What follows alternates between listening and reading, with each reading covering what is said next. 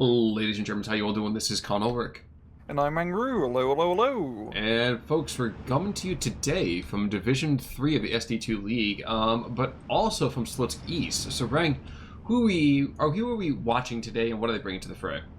On left-hand side in blue, we have Boda121 playing 21st Panzer for Vanguard income, and right-hand side in red, we have Nonchalant playing 3rd Guard Mechanized, also with a Vanguard income.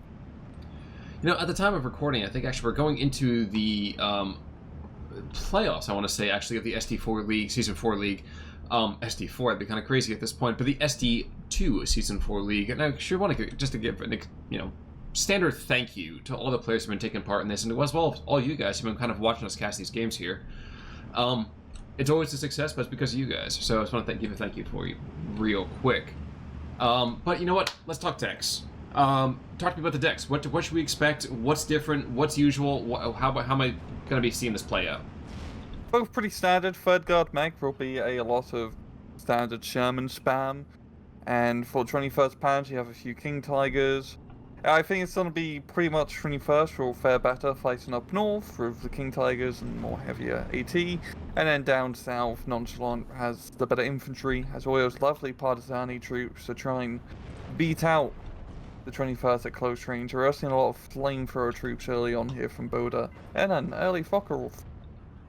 I'm very surprised by the extreme investment early on of SU-85s. If you saw the decks as we kind of flashed up here on the screens, SU-85s are going to be more regular than we're used to, but they're still not entirely inexpensive.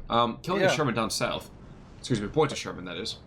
Yeah, I think that's actually a really interesting call. It's usually with Sherman spam decks, like some of the Russian divisions, you only really see Shermans being used, but as we see here, having the SU-85 embedded with the Sherman just give you a little bit of extra long-range firepower, as the Shermans aren't the best at blowing up other tanks, especially other Sherman. Actually, what I do love is I love seeing these 50 mil stovepipes over here in that kind of southern, east of the southern forest. 50 mil, not great range per se, but a lot of immediate kind of firepower. And you can see pushing those Germans outside of the western reaches of that town there. Yeah. Of course, they are helped by the fact that this is an ersatz opening. Mm-hmm. Yeah, it's 21st Panzer there. Early infantry is just... I mean, infantry in general for 21st Panzer is pretty punch. And it's going to be the difficulty here. Nonchalant is playing it correctly by trying to push through the town, and he is making banging headway here. So I got distracted for a second by that artillery strike that's going on about 2 kilometers north of there. 105, actually, you can see from this behind the front lines here. So not the largest of battery sizes, but of course, it's not the size that matters, it's what you do with it. And we're seeing some rather quick usage of a second artillery barrage down here to the south. It's not going to be in time to send the Flammenwerfer. That guy's going to go down pretty quickly here. Yeah. And indeed, I'm actually almost concerned that the barrage is going to be out of position. It's like I almost expect these troops to start moving further and further west, but no, it looks like I'm actually completely not going to see that happen. Mm-hmm. And there we got the fire base of the Shermans trying to give, fire support to the Partisani push down south, but Boda has a pretty good Pack 38 position. Not really getting any kills here. The Shermans have a little bit of a thick skin, but definitely stopping them from just, barreling through. Well, and that's the big thing, isn't it? It's just, as long as you keep running roughshod over your entire flank, I mean, that's pretty dang solid right there. Barrage is coming down. It's not going to touch the 50 mil mortars, but that's probably the happiest thing that Nonchalant can report. Oh, and by the way, there's a Codex Tiga coming on in too. Okay, here we go. And actually bringing it down south is a pretty interesting call. I was actually expecting to see it up north because it does enjoy the flat plains of Slutsk. Down south, I can see why, because that little Sherman SU-85 combo on the hill has proven to be a pain in the ass, but I feel like it's going to have limited success because you can't really maneuver a King Tiger effectively in a town. It gets a bit claustrophobic, Well, I mean, yeah, exactly. Tigers love those open spaces, man. You don't really want to go and have kind of close quarters fighting. But I actually agree with you. I'd much rather see this one here get brought down to the south. He's got to stabilize it some way. Yeah. He's crumbling under like all of the kind of consistent pressure that's been happening here. Yeah, and this infantry can only really do so much. Panzer Grenadiers are, good long-range fire support, but not if they can't get into the town because they're getting shot at by the Sherman. I am surprised to see machine. Was that a cannon from the actual Focke-Wulf that took out? Jeez. But in any case, here, okay. So last barrage from the off map has been called on in. MCHA and P4 trade out to the north of, let's say, that rather heavy Soviet presence here in the forest. And I guess the question really is, can the Königstiege arrest this momentum? I mean, if you look down to the south, yeah, there still are guards there with, the RPGs, grenades. Technically, you can bring more Vazvedkas, and Vazvedkas are going to be rather active here over to Phase B once we get there in the next couple of minutes. But when it comes down to it, King Tiger doesn't have a whole lot to really worry about in this map, does he? Yeah, especially in this matchup too, as Nonchalant really has nothing that can effectively kill a King Tiger head-on. He doesn't even have any cluster bomber planes, which can also effectively kill it, so just as long as Boda doesn't get too stupid with it, it should be nigh on invincible and be a good use of fire support, but I don't feel like he's going to be able to get into the town again, at least until B phase, where he can get some pioneers to throw some angry grenades at some angry Russians. I don't know if a grenade can really be angry, but guessing by the explosive capabilities of a grenade, I'd say that'd be an act of anger. Well, and that's the thing. I mean, hate leads to suffering, all that kind of material right there. So yeah, this is definitely a dark side weapon, grenades. I completely understand. And you know what? I think you have the right of it there.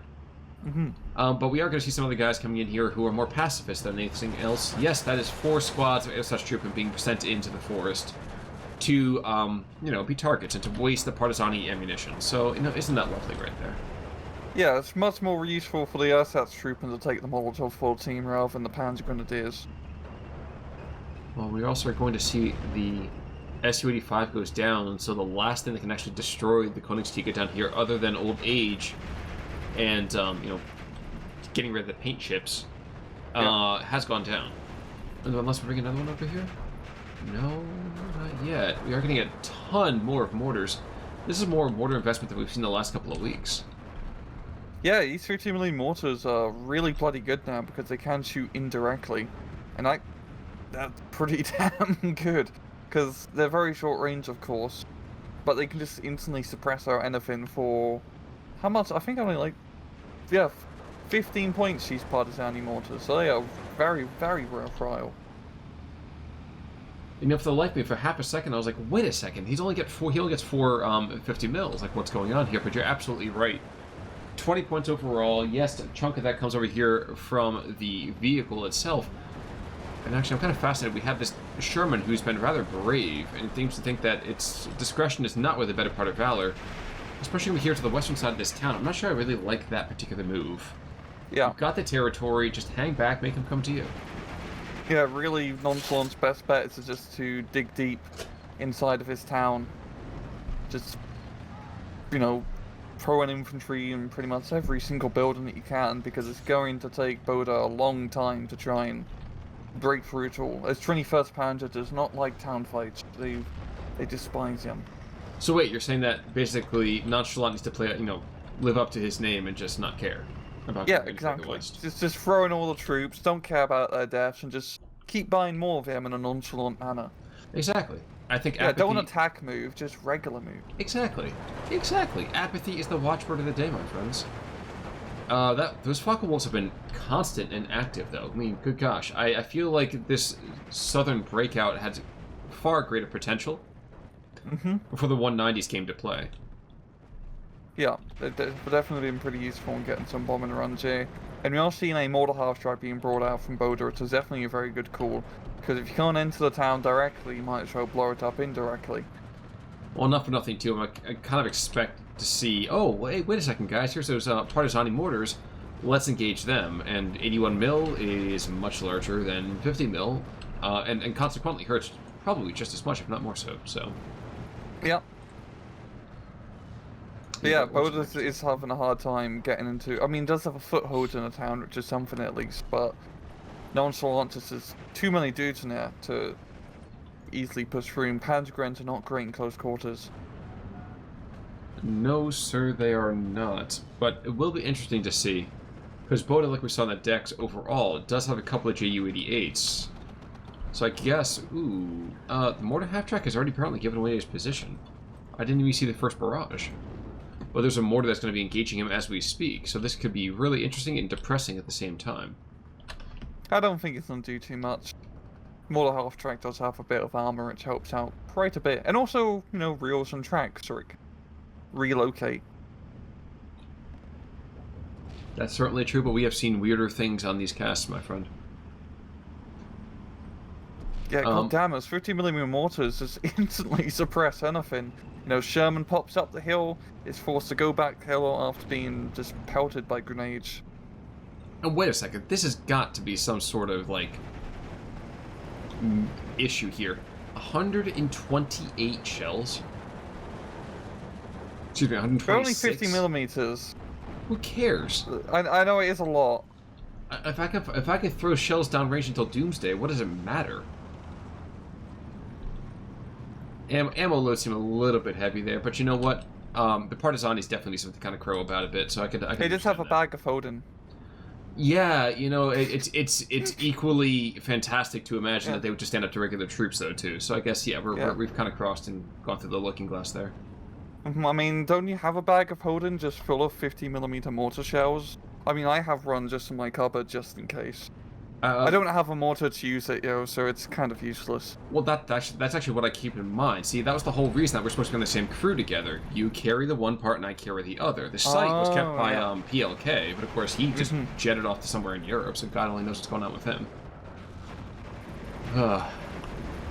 But another Su-85 here in the center of the map. We have a potential of seeing 9 of those overall in this match. One of them has already gone down, but I'd kind of be fascinated to see if there's another push starting to happen, and there is actually. Look here towards the center. Partisani troops getting outnumbered 6 or 7 to 1. Even Airsat's troopmen can't lose that matchup. Yeah, I mean, this is actually a very good call from Boda here, because fighting down south is going to be a costly attritional warfare, but up north he does have a little bit of better chances here. And Nonchalant, he really does not have many troops up in the north. He's going to need some tanks, some AT guns, anything, because 2 guys and a flamethrower is a little bit light to defend an entire barn. Certainly true, and that's one of those things I was taking a look at just now to kind of see how that might develop.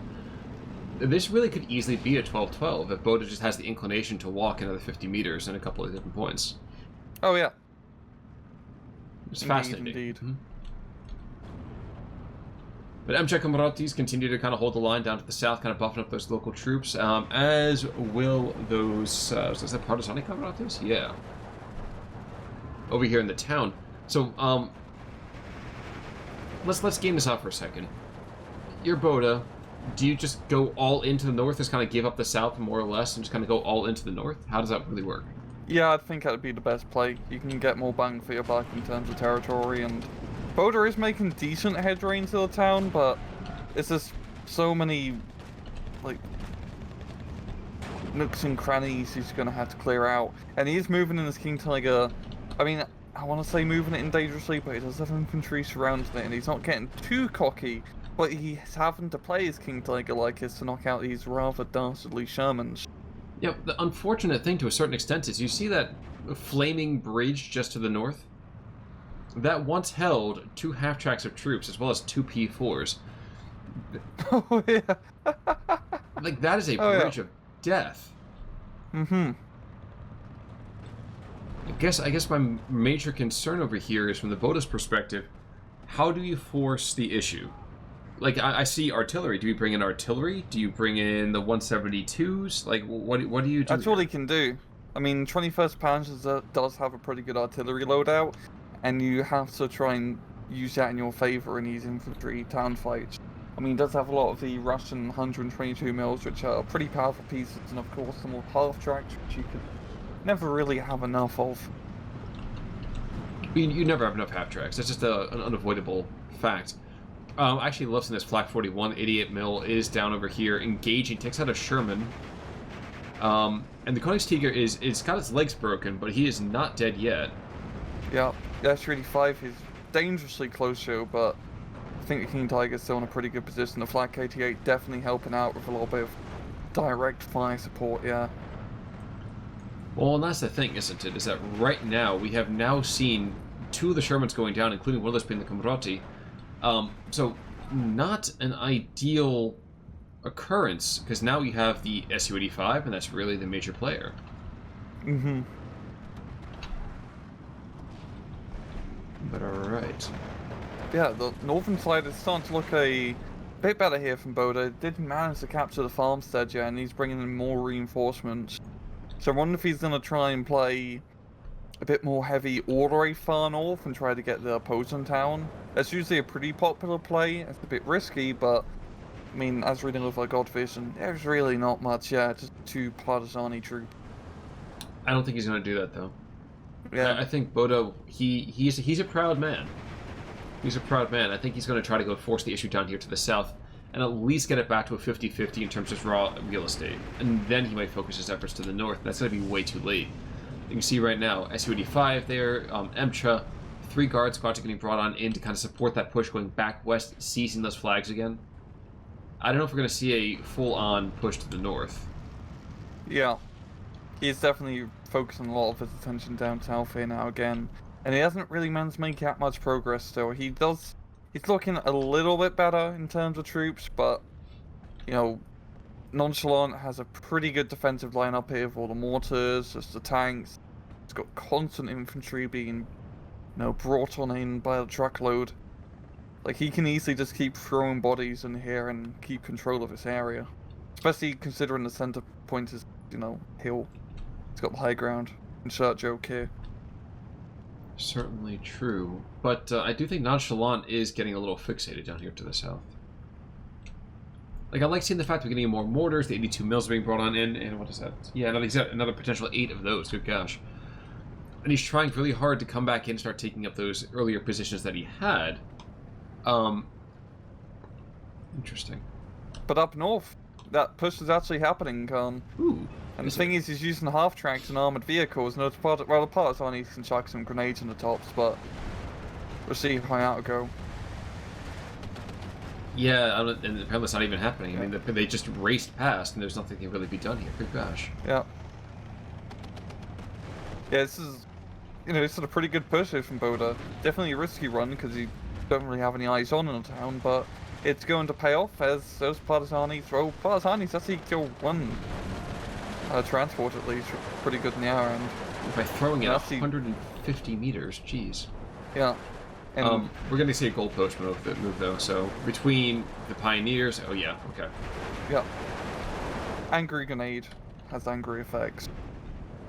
But that's going to be 1 flag, possibly 2 here, and yes, in fact, we're going to see the Focke-Wulf, who formerly was going to go and engage the northern section, is not going to go after these guards, to kind of release some of the pressure on these peak runs that are just being, well, rather stymied. Yeah. Yeah, having the tank fire support backing up the guard is definitely helping out Nonchalant, yeah. But yeah, it's definitely interesting as they open up the map a little bit more rather than just see southern slugfest that we usually see. I think Nonchalant's going to be able to retake out a farmstead in like the central position. Central north, yeah, like. Well, I'll tell you one thing, these guards aren't going to make it. Nope. That's one. That's a really good position for the Sherman, as it's nice and close range and anything coming down the hill. Oh, never mind. It was a terrible position, guys. Ignore what I said 10 seconds ago. Well, the thing is that the SPW can still keep them under fire too. So, like, go ahead, try to engage. I dare you. Yeah. And there's the Emcha. Okay, he dares. But you said the farmstead peak runs are going to get forced back here. In fact, they're going to just probably join their comrades in death. Yep. And we're back to a 13-11 any second now. Nope, still Trove. I expected more active territory shifts on that one. Yeah. The 21st Panzer is gaining a bit of momentum, but he's buying every last step here with a ton of blood. Yes, and he's getting a second King Tiger route. Seems to be heading to the central northern position, which is a fantastic spot for said King Tiger. Because long range, you can knock out that Emcha and Su-85 with relative ease. I'm actually gonna find it rather unfortunate, this SPW-222. Okay, good. I was gonna say, retreat, my friend, retreat. You cannot withstand that firepower. Live to fight another day. Well, I think I have a soft spot for the wheeled vehicles in this game. Yeah, I really just like any light armored vehicle, like light armored recon car, whether it's 222, the stack, the A10. They're all just really cool. I don't know, just personal fancy of mine. An elegant weapon of a different age. Something along those lines, yes. I just like seeing fast car go boom boom. Man, you are all about the fast cars, you know, live fast, die young, leave a pretty corpse kind of thing, man. Exactly. Well, I'll tell you who's not leaving a pretty corpse, though, is 172 down south is engaged that town. He's just going to pound that thing flat. There will be nothing left by the time he is done with it. Mm-hmm. And he gets 2 of those. So potential 4 more barrages to be seen around this map. Looking elsewhere... P4 in the central part of the map here is just going to be engaged consistently by these guards. Finally forces him in undercover. But there's an SU-85 moving in as well, so I imagine that his short stint as Big Dog on campus will get brought to a rather screeching halt soon enough. Yep. And he realizes what's coming towards him and decides to back off, which is definitely the best play. I do find it funny how up north that one Ogman-Cheeky squad is keeping that flag under control. Just those 2 guys in the field are pretty much helping, like holding that entire point. Just chilling out in the open, just doing their thing. Yep. Down to the south, what was rubble in the first place has become rather redundant here as more shells just continue to create more rubble. And there's a piece of me that kind of says, like, there's only so often you can do this before it really stops having any impact whatsoever. Yeah. You got to wait for time, you know, a little bit between barrages for the guard spam to blossom again, so you can pummel him back into submission. Exactly. Exactly. Now we have Pigrens and Gepards and guards. Everyone's just kind of racing to the fore, and everyone has basically not so much exactly the same equipment, but it's going to be one of those noodle contests where the only thing that's going to really happen is to stack more bodies up. There's a bloody down south, which really does turn into a giant arty bloody. But you got a lot of mortars here from Nonchalant and which is using to great effect to keep things stunned. But yeah. Punk Wolf come back down to the south. You go to the north, there is a P4 who's trying to engage that Sherman. And part of me kind of says, you know what? Get that Pigren moving east just a smidge. Yeah, there's more guards coming in, but he's got a Panzerfaust, man. Use it. Yeah, it's definitely rough for a trade blowing up that channel. But the Panzer IV is trying his darndest. And isn't that so cute? I mean, what a brave soul he is. Going back down to the south for a second, what had been rather aggressively placed guards are all pinned down now. So there's the opportunity to have a hero pick up over here at this Pigren just to actually kind of charge. But no, it looks like he wants a fair fight for some strange reason. Yeah. Yeah, Boda doesn't really have that much infantry left in that town. He does have the sea phase card of 27 Panzer Vanguard, which is going to help him throughout the sea phase, but still, it's not going to be enough, I think, compared to Nonchalant's potential infantry that he can get. You mean another 27 guards? That are worth 10 points less per squad. Yep. Yeah. Yep. The Grens, though, are going to get a couple surrenders, and this is still not to be laughed at. Oh, wait, nope, never mind. Keep going, boys, it's okay. They won't bite you. Alright. The Russians is very good at playing hide and seek. All too good, man. They're like the hide and seek champions. Mm-hmm. I do want to see how well that King Tiger comes down to the south here. So the Brahma. Okay. So at the end of it, I want to see what Brahma's kills are, because I feel like he's probably paid himself off, which is a shocking thing to say about any Königstiege. Yeah, I know, right? It's usually only happens in 10v10s. But I'm very surprised he's still alive in such close quarters engagements, but Boda's been using him pretty well. Indeed he has. I'm also surprised that there hasn't been a wave of Su-85s being brought on, and in fact, we're really only seeing a couple of ZIS-2s to engage those P4s and Boyd to Shermans spotted around the map. Yeah. Your Nonchalant has done a pretty good job of re-securing the northern side for now, recapturing the central farm and holding on to the far north town. But we're seeing a resurgence here from Boda of a lot of equipment to try and kick out his and that and he does have recon control embedded in the town, so he has some fantastic eyes on the actual forces here.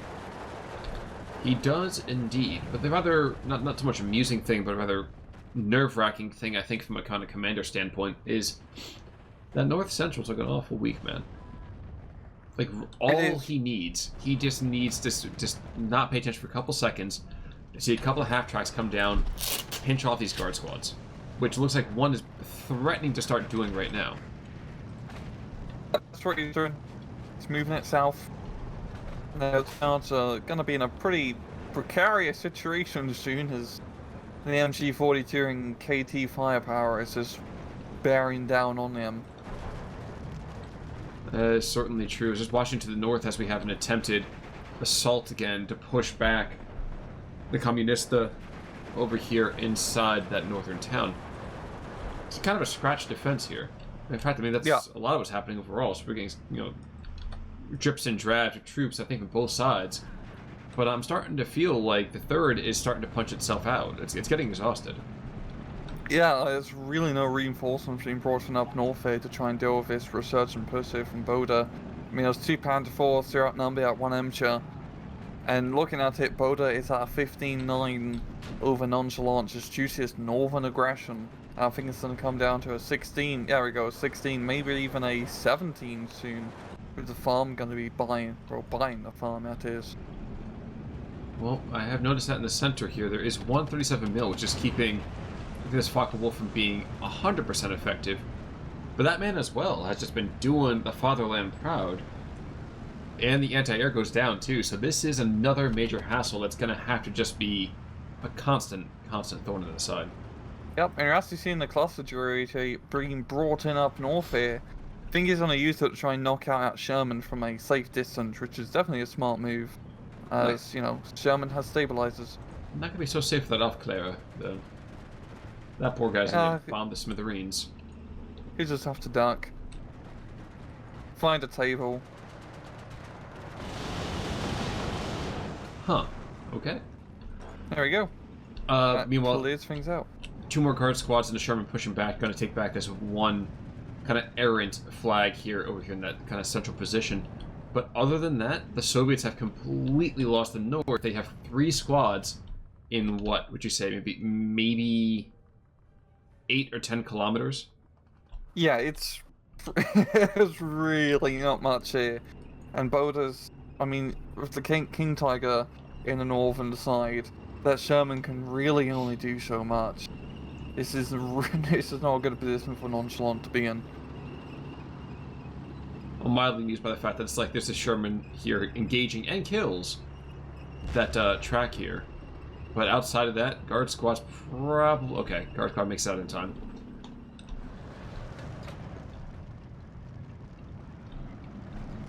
We have the mortars in the meantime. Still, they just killed that Sherman. Just flat out. Overwhelming firepower. Just flat out kill a Sherman. Yikes. Yep. But 16-8. I mean, this is the story of... I mean, this has been the game in the last couple of minutes here, is that just this point, the third is just... They got guards, and the guards have definitely some means by which to resist, but it's all super close range, and I feel like the Germans at this point can just bring in heavy artillery and just blast the ever-living bejesus out of them. Yeah, it seems like Boda has managed to trade efficiently down south with just the overwhelming amount of off-map artillery he used to pound that town to hell and back. And yeah, it's really just the Nonchalant's Mortar park here keeping him in the game down south, as it's just constantly barraging everything. Well, to that end, I'd like to go, if I were Boda right now, I'm just gonna go and carpet bomb as the middle here. Mm-hmm. I mean, he's thinking very tactically. He's trying to go and, oh, let's push back the Sherman here, and let's push back the guard squads there. But to me, I feel like if I break those 2 Shermans, well, he kills the Sherman right there, or I take out those mortars, you know, even 2 of the 4, 1 of the 4, you know, wait a second, how many mortars are there? 1, 2, 3, 4. Doth my eyes deceive? Are there 6 mortar squads within a few hundred meters from each other? Yep, it's a lot of mortars. But like, that kind of proves my point. Like, if I take out that concentration right there, I own the South. Yep, that's pretty much what it's coming down to, and Nonchalant is... I mean, he's thrown in some tank keys now, which are definitely going to help out in ECQC firefight, but Boda just has an awful lot. But once again, these mortars doing a pretty good job of just, you know, getting some good suppressing hits here. Almost completely stressing out the King Tiger, but not enough to really worry his big hide.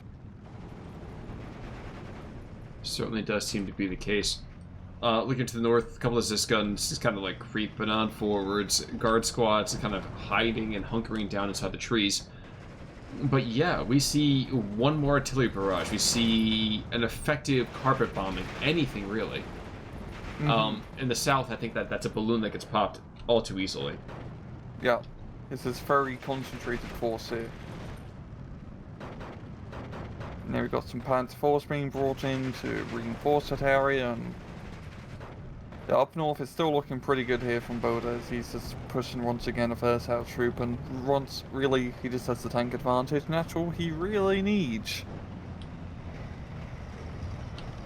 He's always had the tank advantage. Oh yeah, here's the Ju-88. It's going after a single Sherman, so he definitely missed his calling, I think, a bit here, but he's probably going to freak out the guard squad a bit. Okay, half. Yeah. Not ideal, but still better than nothing.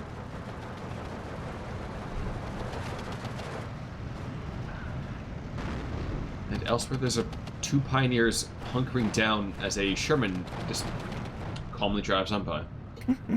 They can't really do too much against that Sherman tank, and might get into a good position to overwatch onto the hill, but and tank Sneaky as well coming in. So I feel like Nonchalant still has a little bit of kick left in him in regard. I don't mind the Sherman does go down, but yeah, it was like Pack 38. Yeah. Yeah. Yeah. Yeah, it's just some orders that are keeping him alive here. And just buying time, but you can only buy so much time now, as Boda's just in full effect. He has the critical mass of infantry and tanks. No, he has the critical mass of tank. And that critical mass is about 75 tons. Mm-hmm. It's ridiculous how heavy that thing was. Yeah. And they got it to move with 1940s technology. Look at the... And they just decided to build it in the first place. What were they thinking, Khan? What were they thinking? They were thinking someday there's going to be a computer game made by Russians.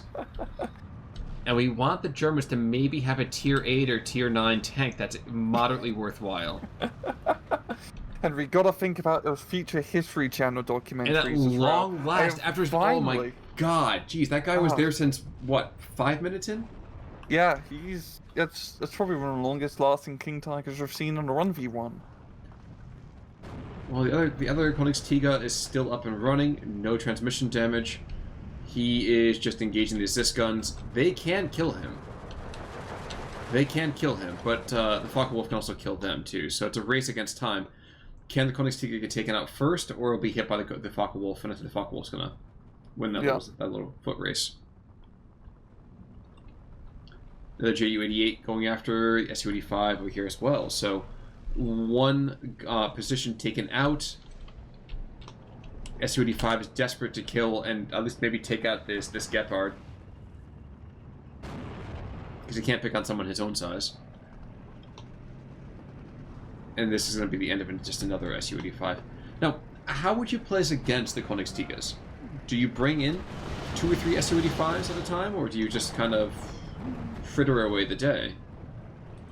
In a matchup like this on this map, I just wouldn't play a division that didn't have IS-2s or cluster bomber planes. It's pretty much it, I would say. But if you had to play it with third guard mech, I guess like Strikers and Knights fire, smoker with artillery so he can't see, just constantly suppress it with artillery and airstrikes. That's really all you can do, unless you get some good flanking shots with an Su-85. It does certainly seem to be that way, doesn't it? Yeah. And Cobra getting forced away by the Gepard over here, so well done there.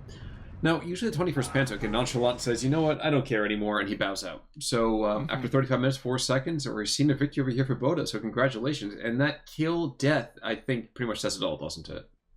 Yeah, that's like a 1,200 difference between both, and let's take a look at King Tiger first. I'm really curious on the losses.